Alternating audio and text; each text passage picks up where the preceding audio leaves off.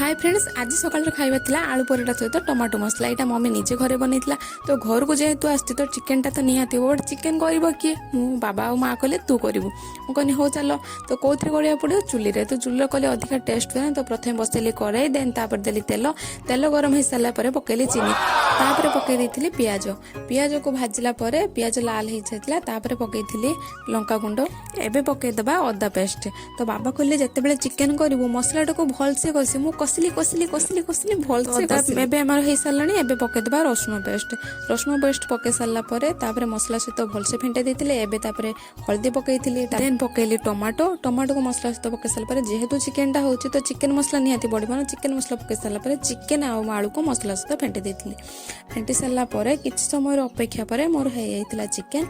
तो चिकेन हो सारापर मु पकई गरम मसला देन तापर पकई धनिया पत्र। आज दिन एमती थैंक्स फॉर वाचिंग।